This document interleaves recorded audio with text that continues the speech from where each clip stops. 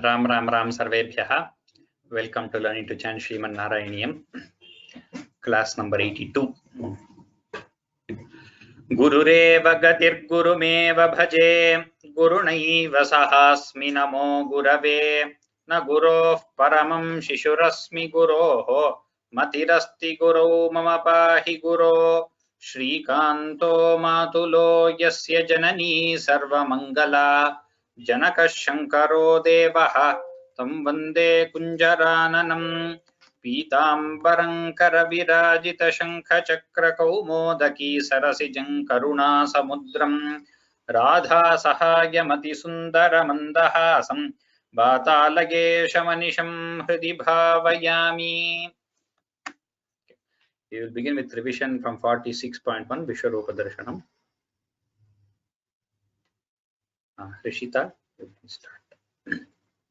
अयि देव पुरा किल त्वयि स्वयमुत्थानशयेस्तनन्धये, परिजृम्भणतोऽप्यपावृते वदने विश्वमचष्टवल्लवी. पुनरप्यथ बालकैः समं त्वयि लीला निरते जगत्पते, फलसञ्चय वञ्चनक्रुधा तव मृद्भोजनमूचुरर्भकाः. अयि ते प्रलयावधौ विभो क्षितितो याति समस्तभक्षिणः, मृदुपाशनतो रुजा भवेत् इति भीता जननी चुकोपसा. अयि दुर्विनयात्मकत्वया किमु मृत्सा बतवत्स भक्षिता, इति मातृगिरञ्चिरं विभो वितथान्त्वं प्रतिजज्ञिषे हसन्. Repeat the third line. इति मातृगिरञ्चिरं विभो वितथान्त्वं प्रतिजज्ञिषे हसन्. अयि ते सकलैर्विनिश्चिते विमतिश्चेद्वदनं विदार्यताम्, इति मातृविभर्त्सितो मुखं विकसत्पद्मनिभं व्यदारयः.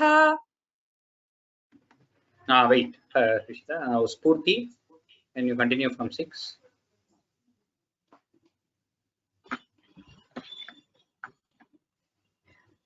अपिमृल्लवदर्शनोत्सुकां जननीं तां बहुतर्पयन्निव, पृथिवीं निखिलान् न केवलं भुवनान्यप्यखिलान्यदीदृशः. कुहचित् वनमम्बुधिः क्वचिदभ्रं कुहचिद्रसातलं, मनुजादनुजाः क्वचित् सुराः ददृशे किन्न तदा त्वदानने.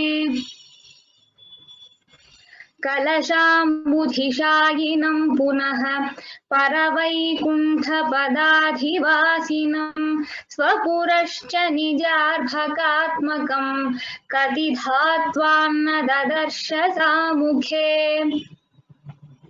विकसद्भुवने मुखोदरे ननु भूयोऽपि तथा विधाननः, अनया स्फुटमीक्षितो भवान् अनवस्थां जगतां वतातनोत्. हृदतत्त्वधियन्तदाक्षणं जननीं तां प्रणयेन मोहयन्, स्तनमं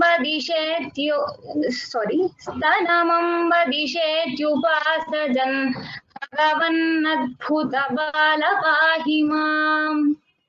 इति श्रीमन्नारायणीये विश्वरूपदर्शनं नाम षट्चत्वारिंशत्तमं दशकं समाप्तं. नारायणाखिल गुरो भगवन्नमस्ते. Continue. एकदा दधिविमाथकारिणीं मातरं समुपसेदिवान् भवान्, स्तन्यलोलुपतया निवारयन् अङ्कमेद्यपपिपान् पयोधरौ.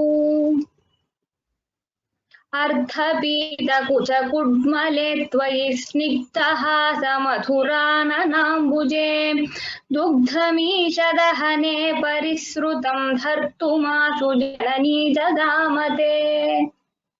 Good. Continue from shloka 3 now.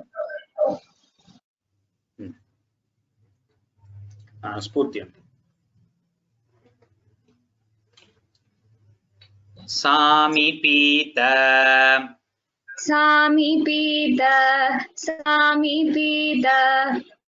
Rasabhanga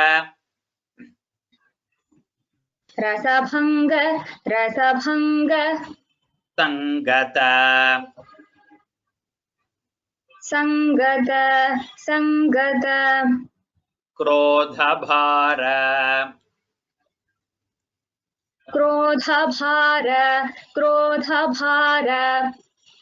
Paribhuta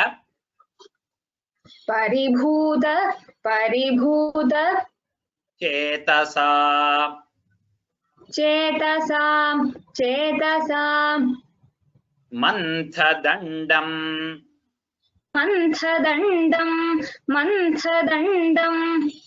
Upagruhya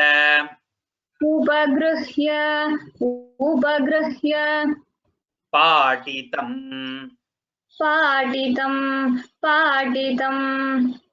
Hantadeva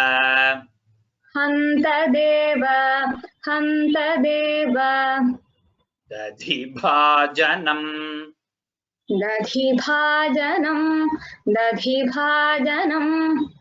Tvaya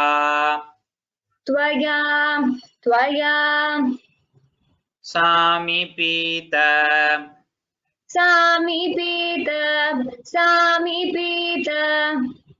Rasabhanga Sangata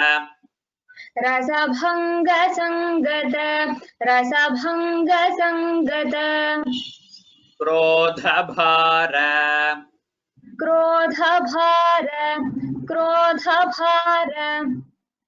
Paribhuta Chetasa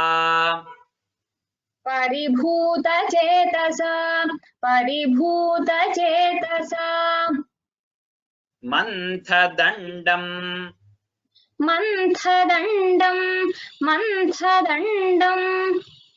Upagruhya Patitam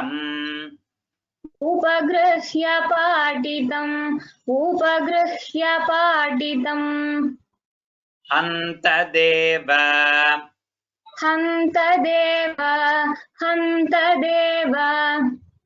Dadhibhajanam Tvaya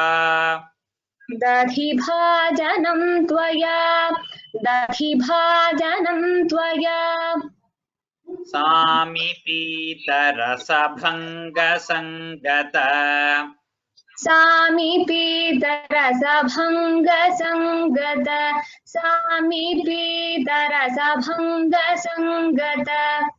Krodhabhara Paribhuta Chetasa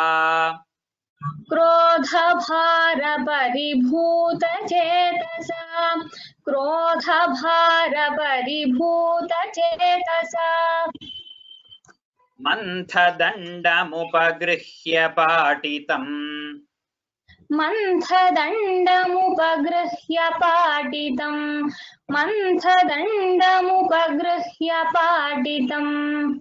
Hantadeva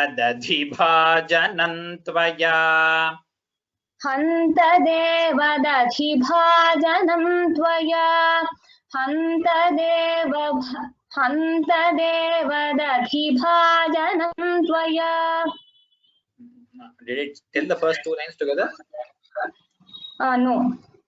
Samipita Rasabhanga Sangata Krodhabhara Paribhuta Chetasa Samipita-rasabhanga sangata krodhabhara paribhuta cetasa. Samipita-rasabhanga sangata krodhabhara paribhuta cetasa.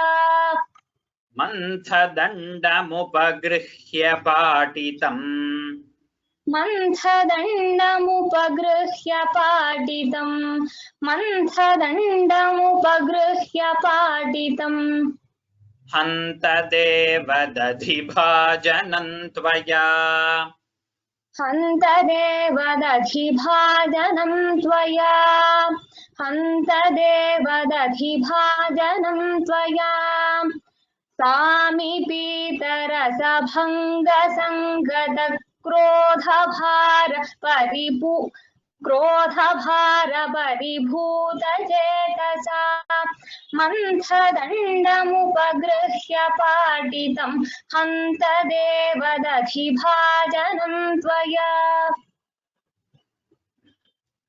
Next पृथ्वी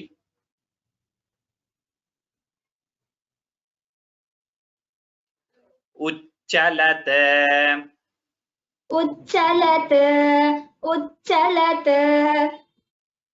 ध्वनितं ध्वनितं ध्वनितं उच्चकैः उच्चकैः उच्चकैः तदा तदा तदा सन्निशम्य सन्निशम्य सन्निशम्य जननी जननी जननी समाद्रुता समाद्रुता समाद्रुता त्वद्यशः त्वद्यशो त्वद्यशो त्वद्यशो विसरवत् विसरवत विसरवत ददर्शसा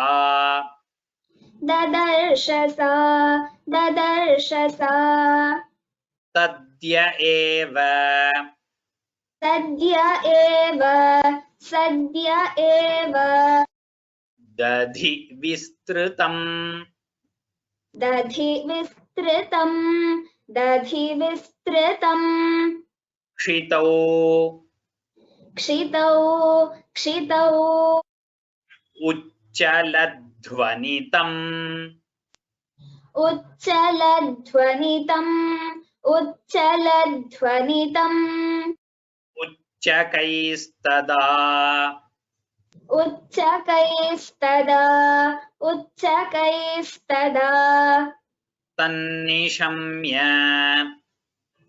सन्निशम्य सन्निशम्य जननी समाद्रुता जननी समाद्रुता जननी समाद्रुता त्वद्यशो विसरवत् त्वद्यशो विसरवत त्वद्यशो विसरवत ददर्शसा ददर्शसा ददर्शसा सद्य एव दधि सद्य एव दधि सद्य एव दधि विस्तृतं क्षितौ विस्तृतं क्षितौ विस्तृतं क्षितौ उच्चलध्वनितमुच्चकैस्तदा उच्चलध्वनितमुच्चकैस्तदा उच्चलध्वनितमुच्चकैस्तदा तन्निशम्य जननी समाद्रुता सन्निशम्य जननी समाद्रुता सन्निशम्य जननी समाद्रुता त्वद्यशो विसरवद्ददर्शसा त्वद्यशो विसरवद्ददर्शसा त्वद्यशो विसरवद्ददर्शसा तद्य एव दधि विस्तृतं क्षितौ सद्य एव दधि विस्तृतं क्षितौ सद्य एव दधि विस्तृतं क्षितौ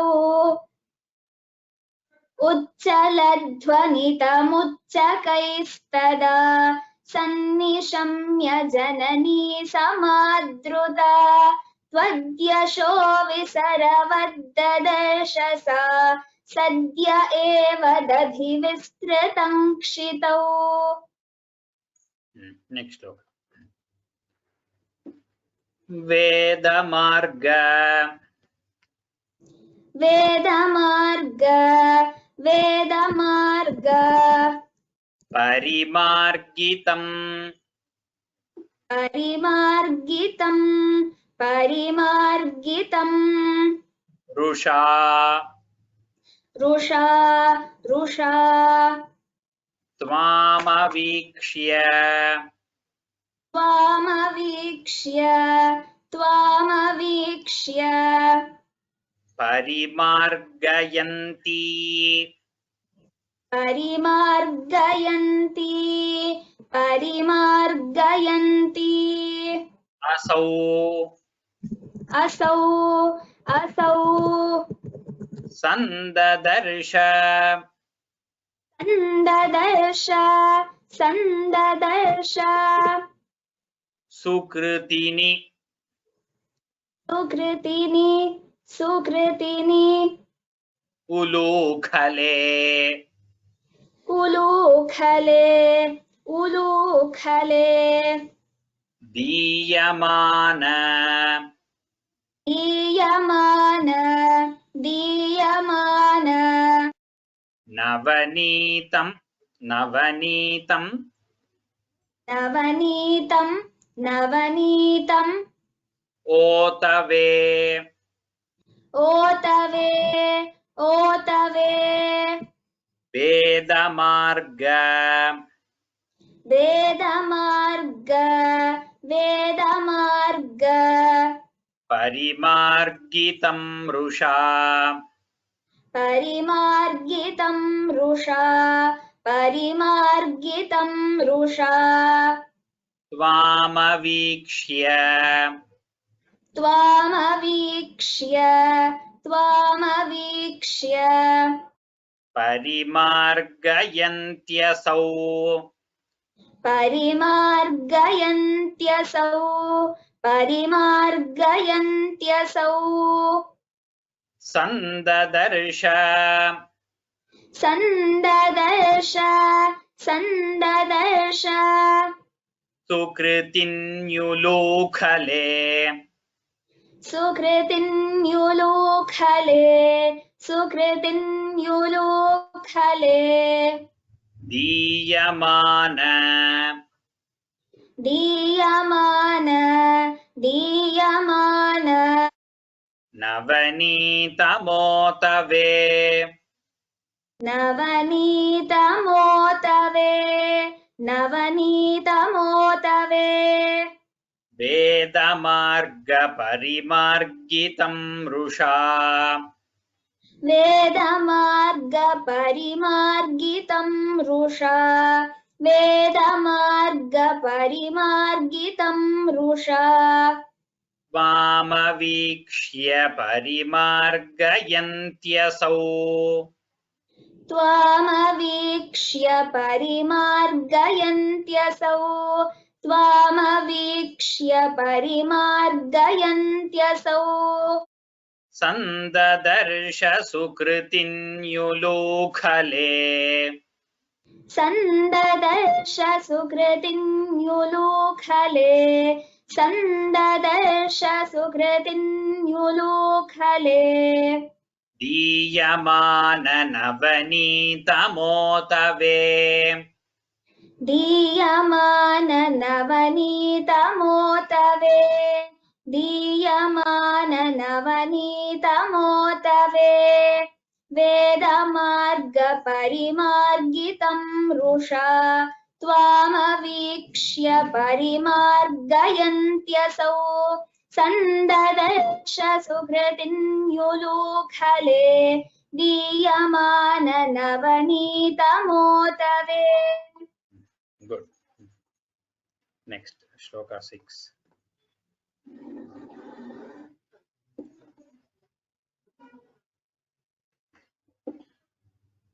त्वां प्रगृह्य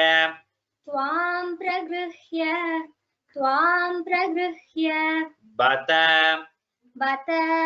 बत भीतिभावना भीतिभावना भासुरानन भासुरानन सरोजं सरोजम् आशुषा आशुषा रोषरूषित रोषरूषित मुखी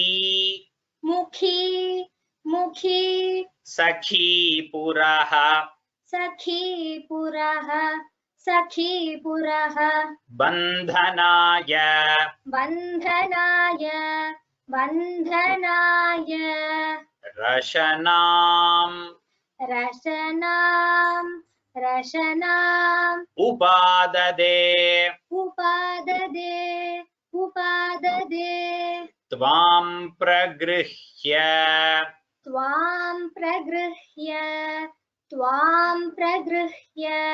बत भीतिभावना बत भीतिभावना भासुरानन भासुरानन सरोजमाशुषा सरोजमाशुषा रोषरूषितमुखी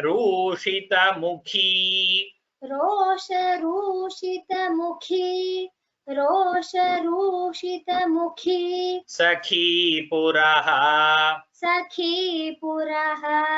सखीपुरः बन्धनाय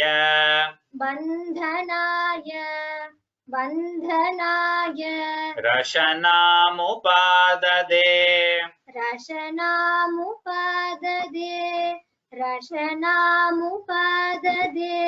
त्वां प्रगृह्य बत भीतिभावना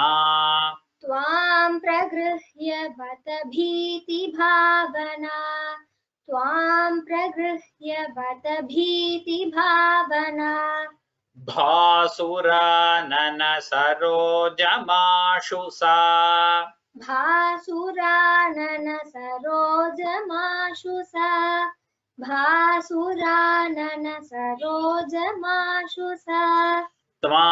प्रगृह्य बत भीतिभावना भासुरानन सरोजमाशुषा त्वां प्रगृह्य बत भीतिभावना भासुरानन सरोजमाशुषा त्वां प्रगृह्य बत भीतिभावना भासुरानन सरोजमाशुषा रोषरूषितमुखी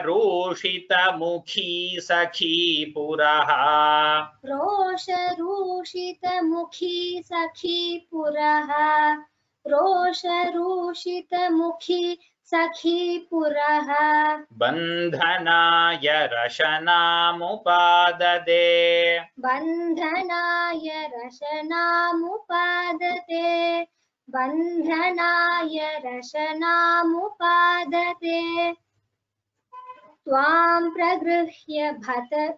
त्वां प्रगृह्य बत भीतिभावना भासुरानन सरोजमाशुषा त्वां प्रगृह्य बत भीतिभावना भासुरानन सरोजमाशुषा रोषरूषितमुखी सखीपुरः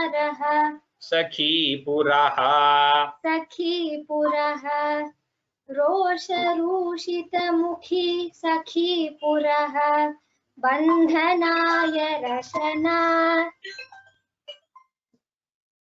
बन्धनाय रशनामुपादते नेक्स्ट श्लोक बन्धुम् बन्धुम् इच्छति इच्छति यमेव यमेव यमेव सज्जनः सज्जनः सज्जनः तं भवन्तं तं भवन्तम् अयि बन्धुम् अयि बन्धुम् इच्छति इच्छति इच्छति सा नियुज्य सा नियुज्य रशनागुणान् रशनागुणान् बहून् बहून् द्व्यङ्गुल द्व्यङ्गुलोनम्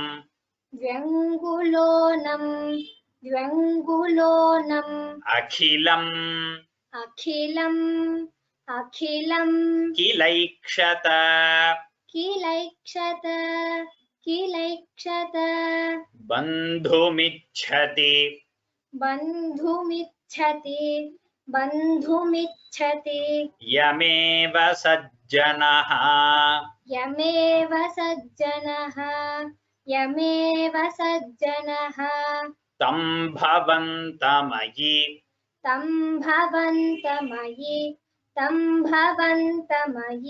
बन्धुमिच्छति बन्धुमिच्छति सा नियुज्य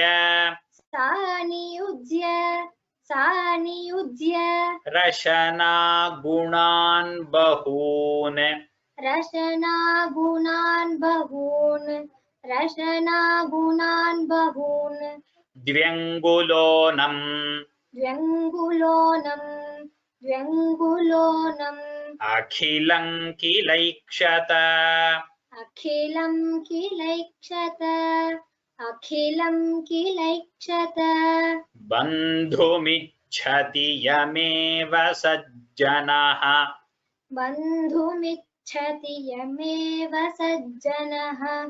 बन्धुमिच्छति यमेव सज्जनः तं भवन्तमयि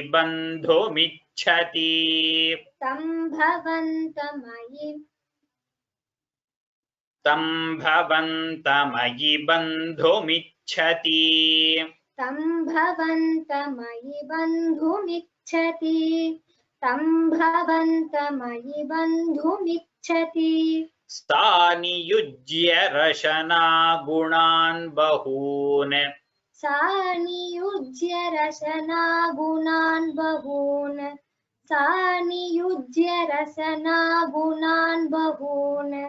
द्व्यङ्गुलोनमखिलं किलैक्षत व्यङ्गुलोनमखिलं किलैक्षत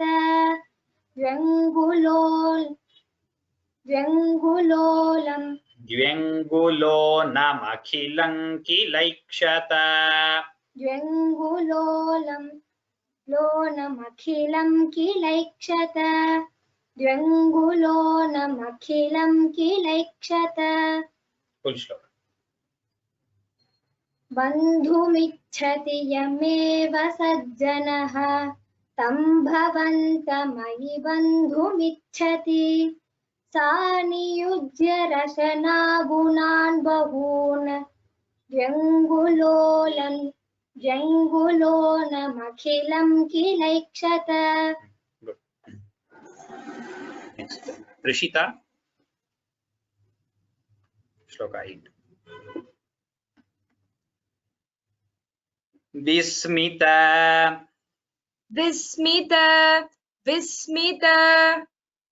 उत्स्मित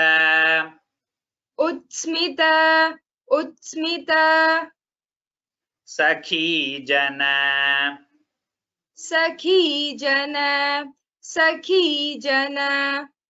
ईक्षिताम्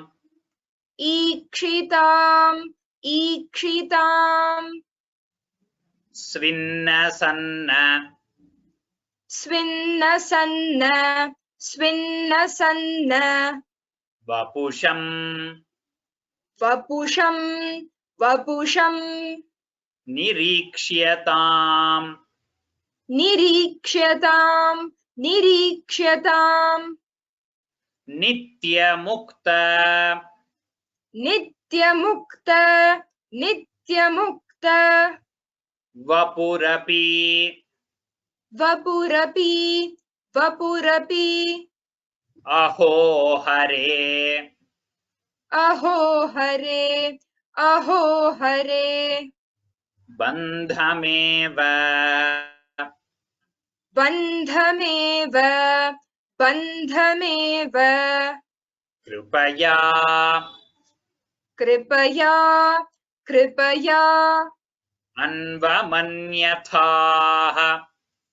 अन्वमन्यथाः अन्वमन्यथाः विस्मितोत्स्मित विस्मितोत्स्मित विस्मितोत्स्मित सखीजनेक्षिताम् सखीजनेक्षितां सखीजनेक्षितां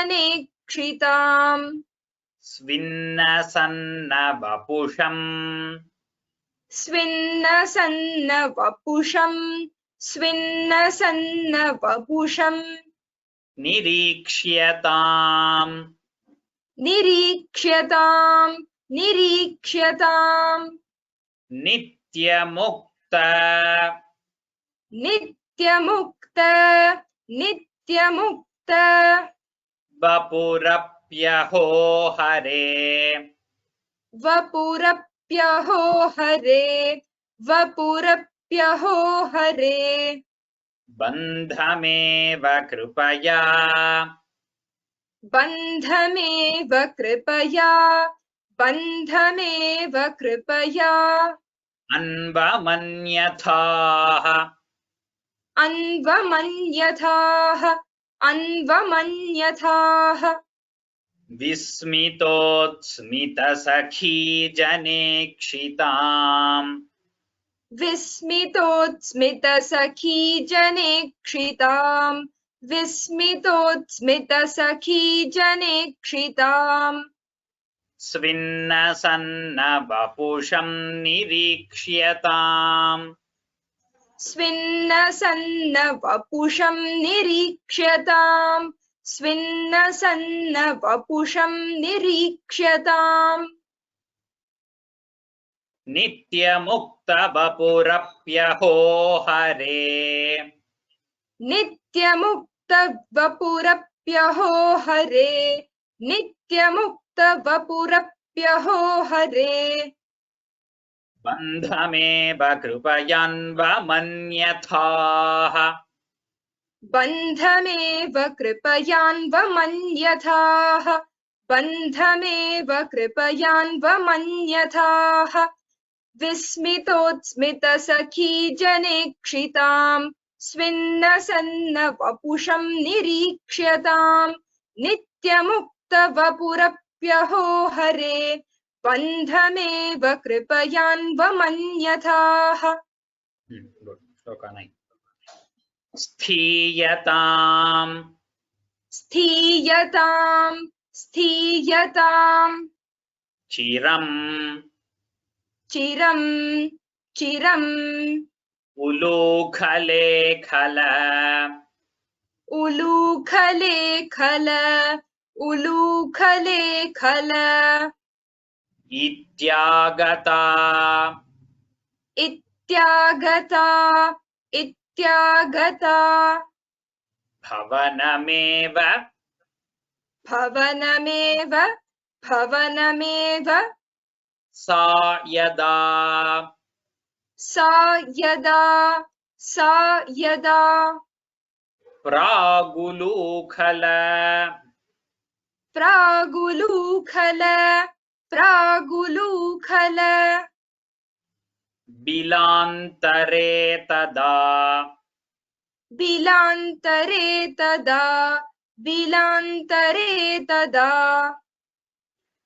सर्पिः सर्पिः सर्पिः अर्पितम् अर्पितम् अर्पितम् अदन् अदन् अदन् अवस्थिताः अवस्थिताः अवस्थिताः स्थीयताञ्चिरम्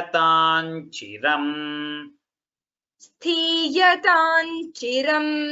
स्थीयताञ्चिरम् उलूखलेखल उलूखलेखल उलूखलेखल इत्यागता इत्यागता इत्यागता भवनमेव सा तदा भवनमेव सा यदा भवनमेव सा यदा प्रागुलूखल प्रागुलूखल प्रागुलूखल बिलान्तरे तदा बिलान्तरे तदा बिलान्तरे तदा सर्पिरर्पितम्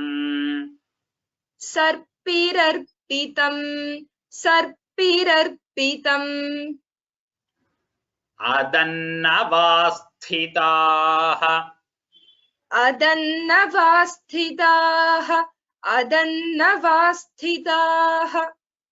स्थीयताञ्चिरमुलूखलेखल स्थीयताञ्चिरमुलूखलेखल स्थीयताञ्चिरमुलूखलेखल इत्यागता भवनमेव सा यदा इत्यागता भवनमेव सा यदा इत्यागता भवनमेव सा यदा स्थीयताञ्चिरमुलूखलेखलेत्यागता भवनमेव सा यदा स्थीयताञ्चिरमुलूखलेखलेत्यागता भवनमेव सा यदा स्थीयताञ्चिरमुलूखलेखलेत्यागता भवनमेव सा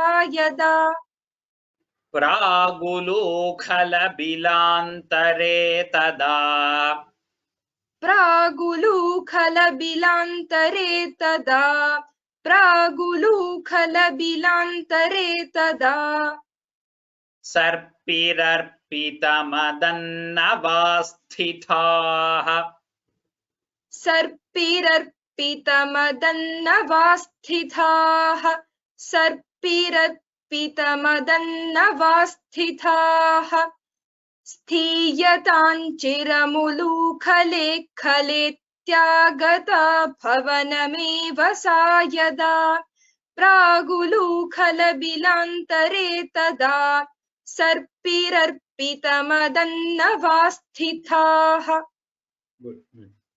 Shloka 10 Spurti.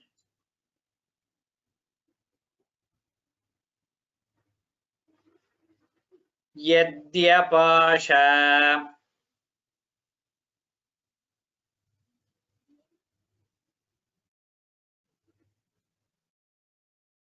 Spurti, can't hear you.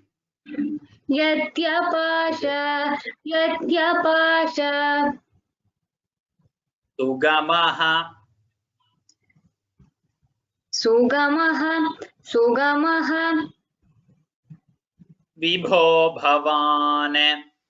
Vibho Bhavan विभो भवान् Sanyatah Kimo संयतः किमो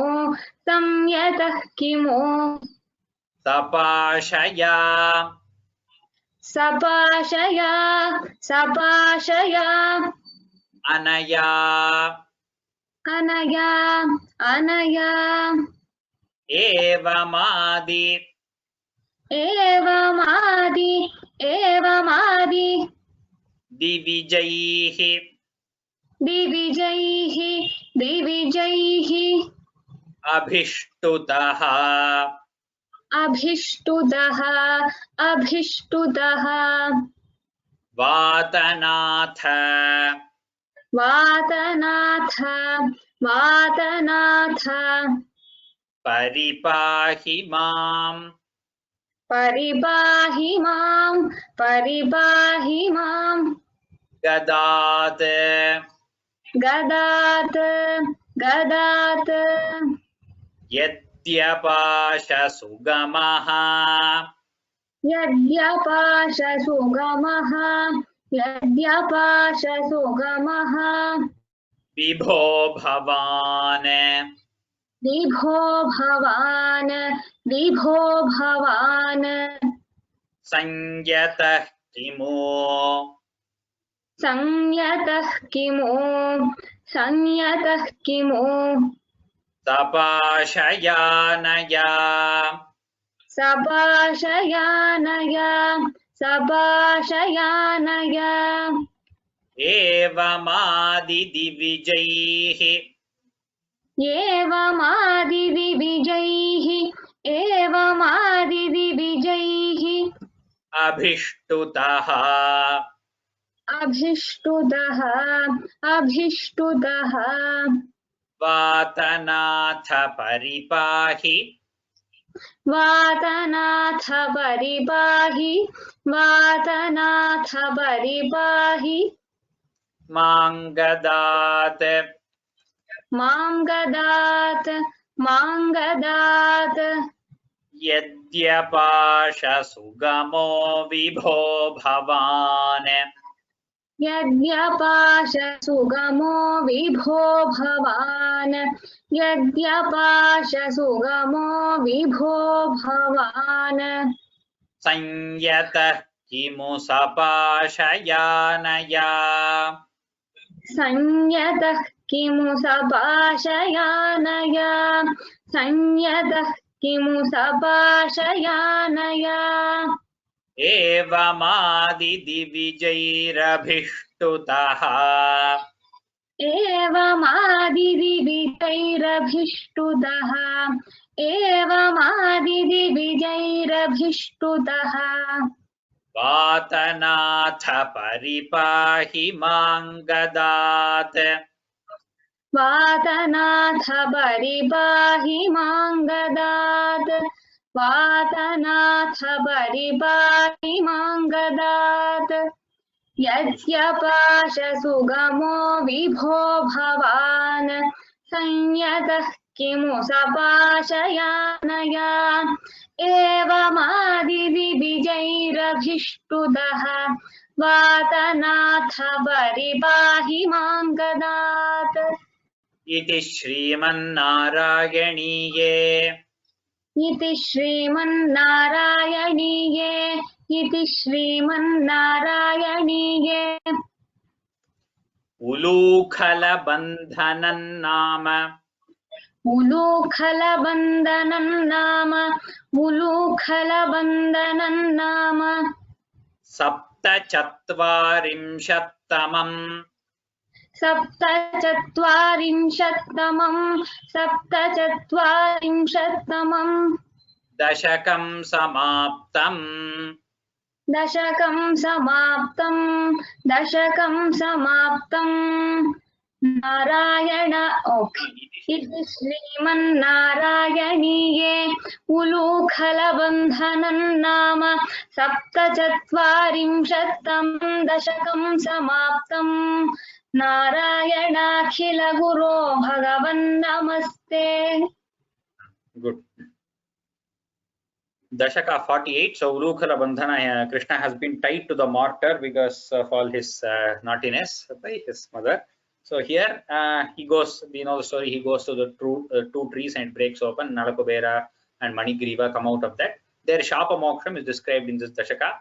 Vamshastha meter, it has 12 letters. Sorry for this typo. It has 12 letters.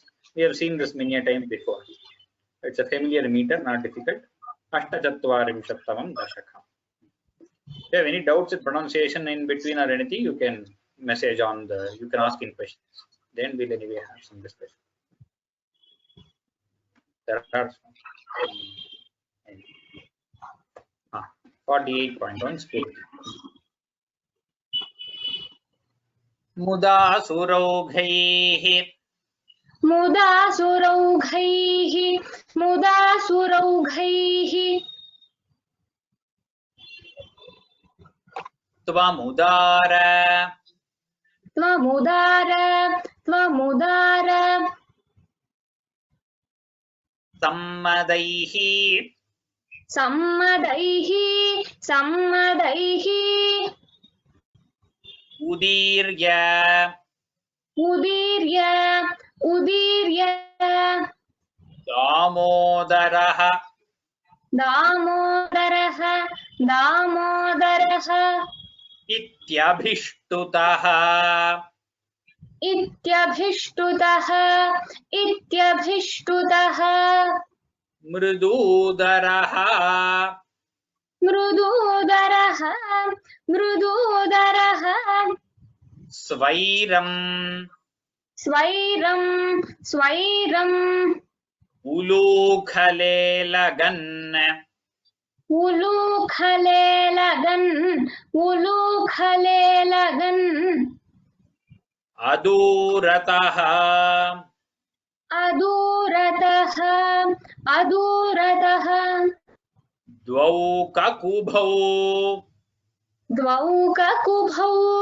द्वौ ककुभौ उदैक्षथाः उदैक्षथाः उदैक्षथाः मुदासुरौघैः मुदासुरौघैः मुदासुरौघैः त्वमुदारसम्मदैः त्वमुदारसम्मदैः त्वमुदारसम्मदैः उदीर्य दामोदर उदीर्य दामोदर उदीर्य दामोदर इत्यभिष्टुतः इत्यभिष्टुतः इत्यभिष्टुतः मृदूदरस्वैरम् मृदूदरस्वैरं मृदूदरस्वैरम् उलूखलेलगन् उलूखलेलगन् उलूखलेलगन् अदूरतो द्वौ अदूरतो द्वौ अदूरतो द्वौ ककुभावुदैक्षथाः ककुभावुदैक्षथाः ककुभावुदैक्षथाः मुदासुरौघैस्त्वमुदारसम्मदैः मुदासुरौघैस्त्वमुदारसम्मदैः मुदासुरौघैस्त्वमुदारसम्मदैः उदीर्य दामोदर इत्यभिष्टुतः उदीर्य दामोदर इत्यभिष्टुतः उदीर्य दामोदर इत्यभिष्टुतः मृदूदरस्वैरमुलूखलेलगन् मृदूदरस्वैरमुलूखलेलगन् मृदूदरस्वैरमुलूखलेलगन् अदूरतो द्वौ ककुभावुदैक्षथाः अदूरतो द्वौ ककुभावुदैक्षथाः अदूरतो द्वौ ककुभावुदैक्षथाः Third line there is no error. Somebody, Krishnan Mahodaya, the third line is proper. I am saying as it is on the text. Mridudara Svaira Mulukhalelagan is what is there. Spurti whole shloka.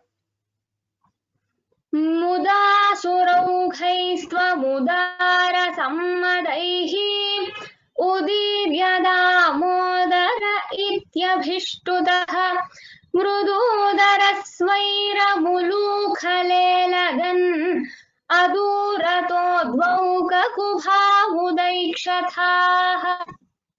Third line, both Roman transliteration and the Devanagari script, both are correct. Dura is there, Ukara is there. I think the Adurato, the Okara has overlapped on that, maybe some spacing, but both Dudaraha here, Ukara, the U has the line on top, and there also Ukara is Dirgha.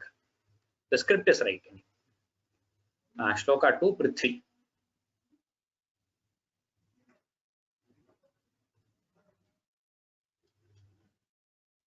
Kuberasunuhu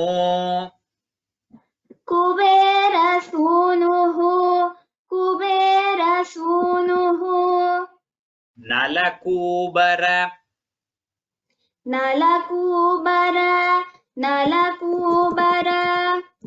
Abhidhaha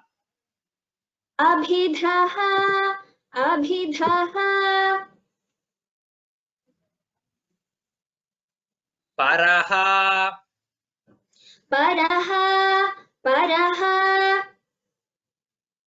Manigrivaha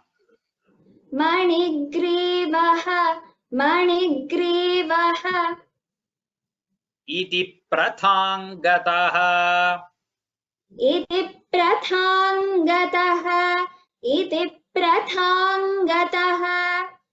Mahesha Sevadhigata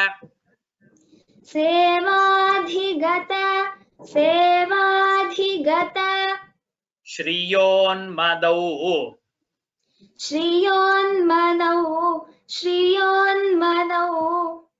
Madau Dau Shriyonmadau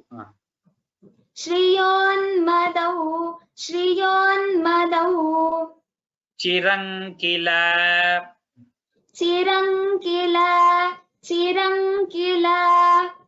Twadvimukha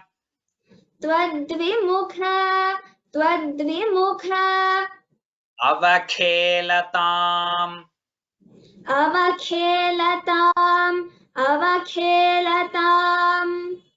Kuberasunuhu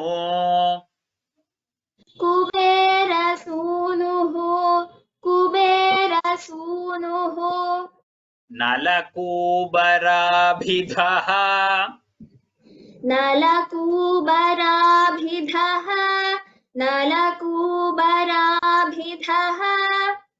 Paromanigrivah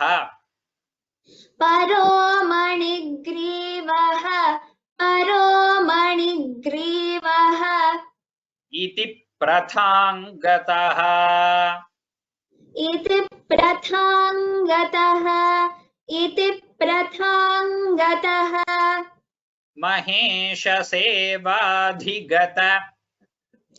Mahesha Sevadhigata Shriyonmadau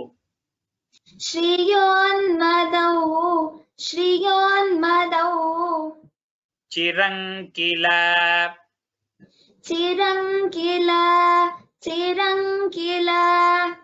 Twadvimukha Twadvimukha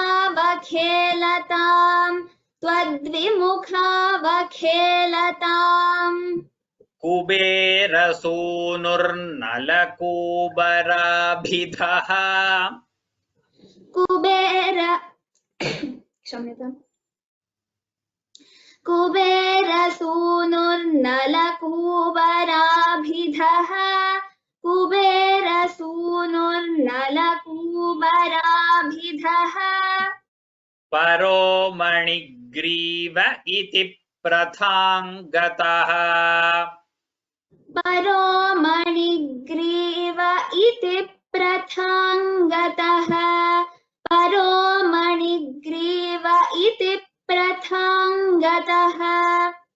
Mahesha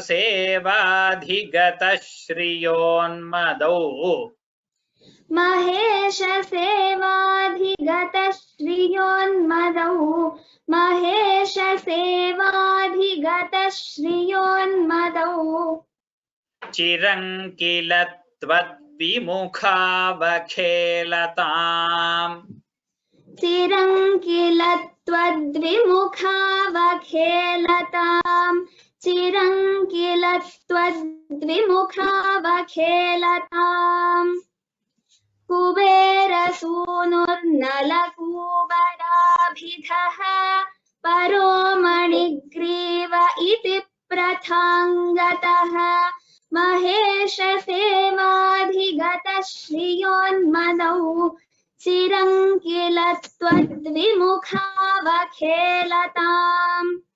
Good.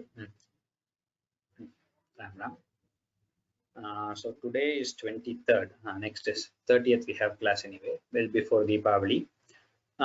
Over the next today is for Dashakam 48, 48, 49, 50. So I think in 3 classes we will finish till Dashakam 50. That is halfway through Narayaniyam we would have completed.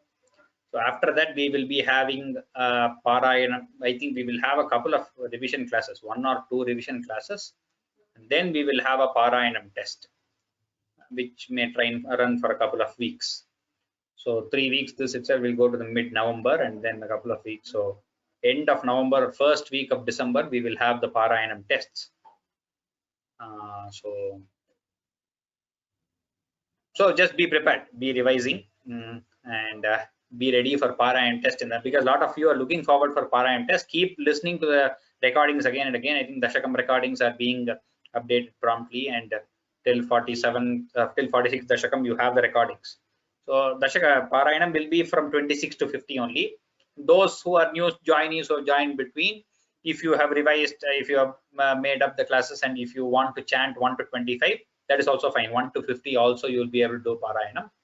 For memorization, again, at the end of this month, that is today is 23rd, maybe this week, November 1st week, we will have your memorization test.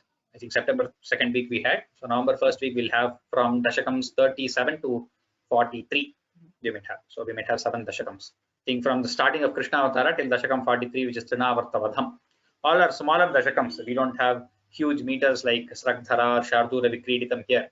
So it should be simpler to memorize. But since there are more shlokas, you will have to remember the next shloka, which is also difficult. So that is okay. It balances out. So for memorization, I encourage all of you, many of you more, to memorize. So we have about 30 participants who are consistently memorizing till now. So all of you, those who are already memorizing, please continue. Those who have missed 1 or 2 memorization tests previously, you can surely, you know how to make up for them. You can add a couple of Dashakams to your current portion, 1 or 2 or 3 or 4 or how many ever you are able to make up, and then recite those Dashakams. And those who have not been participating in memorization test, you can join at any time and you can start participating from here on, and then you can try to complete the whole Narayaniyam by the time we come to an end. So it is a long-term huge project. We need some amount of patience, Shraddha. You all have their devotion towards Guru Vayurappan and the Grantha. That is why you are able to do this, and all of you are still attending in large numbers.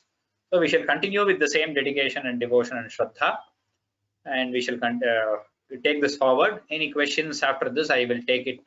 I will finish reciting Dashakam 47 and these 2 shlokas in Dashakam 48, and then we will go ahead. Discourses will mostly happen in November. I think we have stopped at 29, so we need about 4 or 5 discourses to complete the next few things. So I will have it probably in continuous weeks over November and December. I will have the discourse sessions. Any of you, you can tell your neighbors, your friends in your social circles, any of them who want to join, they can always join at any time. So, you know, there is no prerequisite for this class. Any shloka, any dashaka learned is for their own goodness. You can always chant at any time. So anybody can join at any time. And please continue attending these classes consistently till the end. So as I said, it might take us another 1.5 years to complete this. Maybe, totally about 3 years. So it is a long-term this thing, but 1036 verses is huge, and you can always do the Parayanam, and it is equivalent to Srimad Bhagavatam. Anyway. Atha saptachatvarimshattamam dashakam ekada dadhi vimathakarini mataram samupasedivan bhavan stanyalolupataya nivarayan Ankametya papivan payodharo अर्धपीतकुचकुड्मले त्वयि स्निग्धः स मधुराननाम्बुजे दुग्धमीशदहने परिसृतं धर्तुमाशु जननी जगामते सामीपीतरसभङ्गसङ्गतक्रोधभारपरिभूतचेतसा मन्थदण्डमुपगृह्य पाटितं हन्तदेव दधिभाजनं त्वया उच्चलध्वनितमुच्चकैस्तदा सन्निशम्य जननी समादृता त्वद्यशो विसरवद्ददर्शसा सद्य एव दधिविस्तृतं क्षितौ वेदमार्गपरिमार्गितं मृषा त्वामवीक्ष्य परिमार्गयन्त्यसौ सन्ददर्श सुकृतिन्युलूखले दीयमाननवनीतमोतवे त्वां प्रगृह्य बत भीतिभावना भासुरानन सरोजमाशु सा रोषरूषितमुखी सखी पुरः बन्धनाय रशनामुपाददे बन्धुमिच्छति यमेव सज्जनः तं भवन्तमयि बन्धुमिच्छति सा नियुज्य रशना गुणान् बहून् द्व्यङ्गुलोनमखिलं किलैक्षत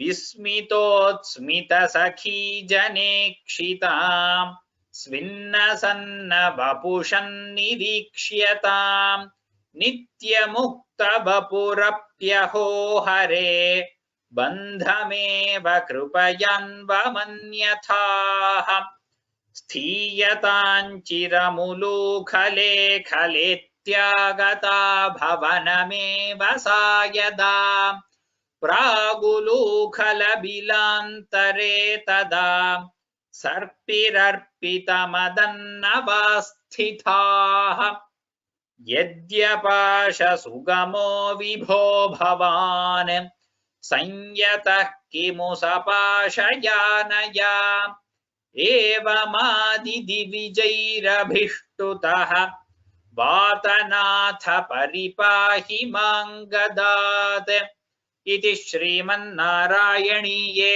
उलूखलबन्धनं नाम 47तमं दशकं समाप्तं। नारायणाखिलगुरो भगवन्नमस्ते। These two. मुदासुरौघैस्त्वमुदारसम्मदैः उदीर्य दामोदर इत्यभिष्टुतः मृदूदरस्वैरमुलूखले लगन् अदूरतो द्वौ ककुभाबुदिक्षथाः कुबेरसूनुर्नलकूबराभिधः परो मणिग्रीव इति प्रथङ्गतः महेश सेवाधिगतः श्रियोन्मदौ चिरं किल त्वद्विमुखावखेलताम्। 48.2 Twadvimukhau akhelatam is how I split. That is how the Sandhi split is. Somebody has asked. Anyway, we are not going into grammatical this thing here, but when we split and read, that's how we have to read that pada. It is Twadvimukhau akhelatam is how it is split. Sandhi is like that. Do not worry if you do not want to get into Vyakarana, do not worry about it. If you want to get into Vyakarana, go to the Vyakarana Sandhi course. Anyone has any questions, you can raise your hands, any comments. Krishnan Mahodaya, Shiva, Krishna, yes, there is a fight among, there is a bit of fight between Shiva and Krishna. In the Puranas, yes, a lot of places the fights have been described. But from Advaita perspective, there is no fight. Vidya Lakshmi, Ram Ram, you can unmute yourself and speak. After Vidya Lakshmi, Venkatesh. Ram Guruji. This question was myself, Twadvimukha Vavakhelatam. because I heard splitting the word, you had split it as Twadvimukha plus Avakhelatam. So I had a doubt whether it is Ava Upasarga and then Okay, Kriyapadam. yeah. While teaching, I taught it like that. Okay. That was a mistake. Yes. The split is Twadvimukhau plus Akhelata. You are right. I will, in the next class, I will. Correct.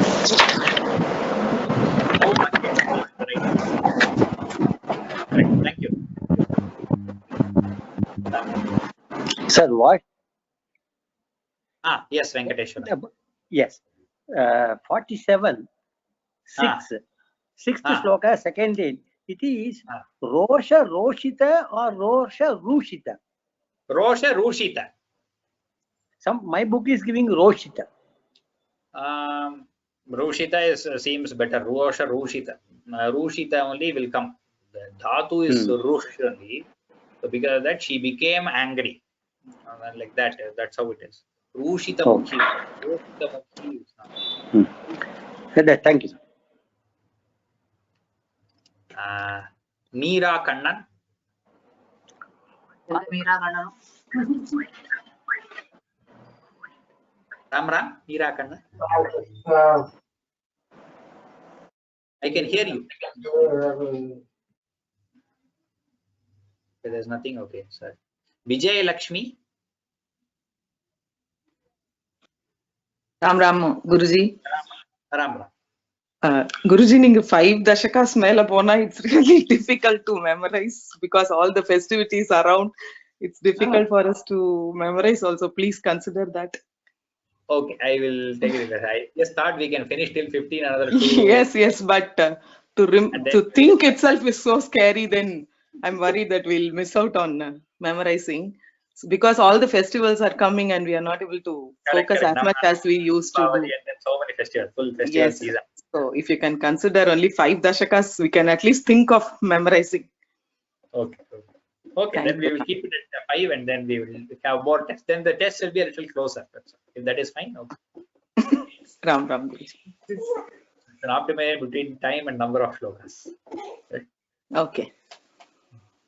Then all of you who are regular attendees are saying 5. Okay, then we'll keep it at 5. Okay. 27. Thank you, Guruji. Lakshmi Ji and then Gangit. Lakshmi Ji, you can unmute yourself.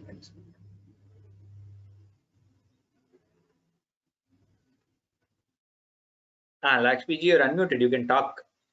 I'm not able to hear you. You're unmuted on both sides. Okay, Gangit. Ram Ram. Ram. 47 ல 7th second அது pronunciation எப்படி பண்றதுன்னு தெரியல. Last line வியாங்கிறது எப்படி வரும்? Da, va, ya. 3 aksharam. There are 3 letters. Da, va, and ya. So you have to say Dvya. Da, va, ya. Dvya. Divya. Not Divya. Dvya. Okay. Va வரணும் அதுல. You can say Dva, Dvi, Dvau, and all is there. Similarly, after the Dva, you have to say Ya without anything coming in between. Dvya. Not very easy because there are 3 Vyanjanas coming together, but that's how it is. Dvya. Thank you. Vyangulonam. Yes. Thank you, Sairam. Lakshmi Ji is still here, unmuted, but I'm not able to hear you. Panchanadam Mahodaya. Bandhu Michati Namaskaram Lakshmi Ji. Yeah, very light. Tell me. அது எப்படி split பண்றதுன்னு தெரியல sir. பந்து மிச்சதி யமேவ சஜ்ஜனஸ்தம். பந்து மிச்சதி யமேவ சஜ்ஜனஹ எங்க split பண்ணனும்? அது சஜ்ஜனஹ அதுக்கு அப்புறம் தம் பவந்தமயின்னு வருமா? ஆமா, அப்படிதான் எழுதி இருக்கு. இப்ப ஸ்லைட்ல அப்படி இருக்கு. சஜ்ஜனஸ்தம்னு போட்டுருக்கு. சஜ்ஜனஸ்தம் பவந்தமயி பந்து மிச்சதி. சஜ்ஜனஸ்தம்னு உங்களோட புத்தகத்துல போட்டுருக்கும். இந்த book it will be சஜ்ஜனஸ்தம். But on the slide, on the screen that I am showing, it is Sajjanaha Tam Bhavan. Thank you, sir. So on the slide, it will always be split and written. Panchananda Mahodaya. Namaskara, sir. Can you hear me? Yes, yes, yes. Yeah. First, one observation is Ah. after 25th, 27th onwards, these meters are easier. It's not Yes, complex like actually after 35, 37, because till Rama Avatar also we had Sraddhara for Rama Avatara and Shardula Kirtan for Parashurama Avatara. After that, for Krishna Avatara, the meters are smaller, easier in the sense they are shorter. Is it because of the subject matter it's going to be lighter, or I don't understand? One thing he just wanted to maybe use different meters, and the stories are shorter in one way. The content is shorter, not lighter. It is shorter because Rama Avatara in 2 dashakams you have to tell the whole of Ramayana. Parashurama Avatara you have to tell a lot of stories within that 1 dashakam, within those 10 shlokas. Here Krishna Leela is going on, and some things are dancing, some things are naughty, and so he's using different meters. And then also the stories are shorter. So Vishwarupa Darshana is 1 whole dashaka he has taken.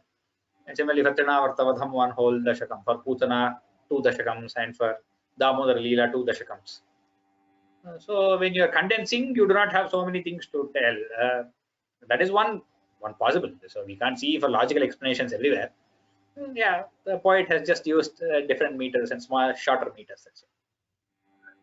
Not only meter, even the lyric, if you see, except this like a jungle or like a some complex samyuktakshara there. Otherwise, mostly it's easy, readable.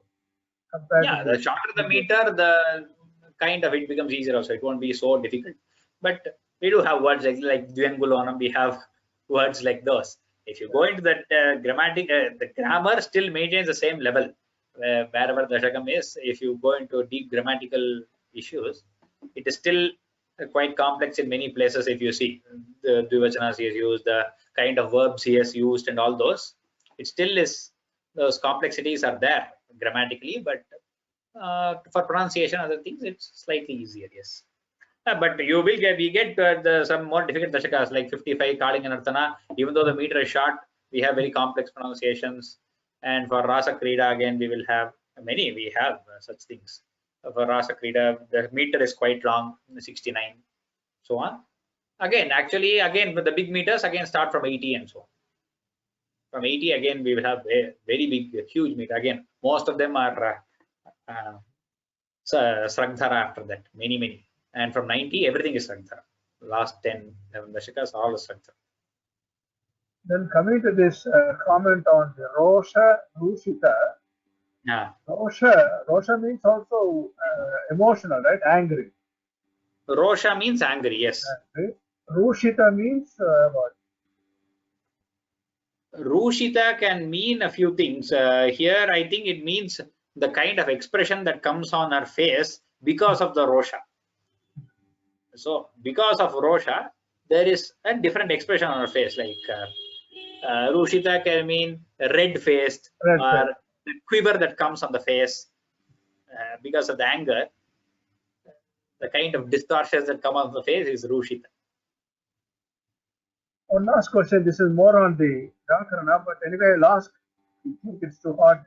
When you put this more than 2 Samyuktakshara, the middle character takes the precedence. Yeah. So if it is Da and Va, the, so the Dakara is a starting point. There is an additional letter comes in, so you still use the middle one as the starting sound syllable, and then Ya, the third one comes to Dakara last. What is the rule for the pronunciation? The rule is very simple. You just write them in the order that they come. See, Da, Va, Ya only. So these fonts, sometimes the computer fonts, they are made in different ways. If you were to write this by hand, and you wanted to write in the most usual way by hand, then you would have Da like this, then Va below it like this, and then the Ya coming like this. That's how you would have it. Smaller, but this, I'm writing on computer, so it looks very bad. But Da, Va below it, and Ya from below, you would take it and put it like that. That's how you write it. But for this looks clear also. This is the one, the text here, the font here is quite good, I would say, for a computer font. da, va below it, and then ya next to it. If you were to write just dvi also, da and va would look like that with an ikara, and ya is full there, ya is complete there. But So computer fonts, they have to some make it constraints, the way they code it and all those. to make it less complicated, is it better to write Yakara, Vakara, and Yakara one after the other? And that is not how it usually written with halantas. No, we don't write da with halanta, va with halanta, and then yakara full. That is not that we don't write it. That is not how it's usually written in Sanskrit, even by hand. Maybe they used to do it because there was space constraint. You can't keep going with so many samyukta aksharas, so they never used to write like that in old texts. But still, that is not the traditional way of writing. The traditional way is, as I've shown it here, looks quite complex and very difficult to write it neatly. The computer fonts make it a little more neat. Anyway, as far as you learn to read, it's all the way of writing. So you can try. I won't say it's a mistake to write da with halanta, va with halanta, and then ya. It's kind of becomes very tough to read. Dava, you think it is dava ya, and then it is actually ya. So that's when. So it's also because you're mentally prone to reading this. So when the letters are together, then you know the first two or whatever are pronounced half. They're not pronounced fully. If you write them separately, then you have to see halanta for each. Our eyes are not used to reading such script. That's all. Dhanyavada. Thank you very much for sidetrack. Uma Ram 08 and then Shobha. Hi Ramji. Ram. Actually, the next 2 weeks, the daylight savings time is coming. So we are from the Pacific side of the US, and the class starts at 7:30 every Sunday. So after the time change, it will be from 6:30 to 7:30. Is it possible to consider the timing? So you want me to shifting the class? No, I'm not going to do that, because for India time, if I shift it from 8 to 9, 9 will become very late. I'll be ending at 10, 10:30. And then there are attendees from Singapore and other places also. For them, it's already, they usually attended from 10:30 to 11:30 at night. So it would be difficult to shift the class by even half an hour or 1 hour. Last year we went through the same thing from November to March. So I think you will have to wake up a little earlier. Sorry. No, like we have another class also booked already for 6:30 to 7:30. Okay, which is usually in US time itself. So yes, I understand. That's conducted in US. You can request them to shift it to 7:30. I don't know. It is difficult. I understand. It's difficult to do that, but this class, no, the timings are it is difficult to change. It's okay, it's okay. Thank you. Thank you. Dhanyawad. Anyway, now that they have said it, please remember that next time there is daylight savings, those who are in US. So the class will be 1 hour earlier to whatever your time is across the 4 time zones. Shobha, you can unmute yourself. Ram, sir. Ram. So in this 48 Satakam, this same Sajjanaha, in my book, that is continuation is there. So can I put Visarga underneath? Otherwise I can. Here in my book, Sajjanastam Bhavantamai. Yeah, that's how it is. In all books, it will be that only. But we are stopping at the end of each pada, so we are splitting the sandhi and telling it. Okay. If we'll continue also, is it okay? Otherwise, we have to you can stop continue, but it's always difficult to hold your breath for 2 lines together. Why continue when you can? Okay. When you cannot split, when there is no possibility of splitting, that time I myself put a hyphen, like it was there in some other shlokas here. For example, you cannot split. You cannot stop as Bhiti Bhavana and then say Bhasurana. You have to say Bhiti Bhavana Bhasurana. There you have to continue, so you will continue. Otherwise, if you can split, split. Okay. Thank you. Dhanyawad. And then 47.7 again, there is another why Bandhumichhati is there. Again, that is all grammatical. No, somebody else is asked. Vidya Lakshmi has asked a question. Why is it Bandhumichhati? It is Strilinga there. It refers to Yashoda, so it is Bandhumichhati with Dirgha. Ichhati, it is not the verb Ichhati. Okay. That is what it is. Sarvebhya Ram. I think that is it for today. We shall see you again next week, Saturday. It is before Deepavali. Sarvebhya Ram. Shubhamastu Shubharatri. Parayanam Mahodaya 1 to 25 Daskam, otherwise 25 to 35. What is that?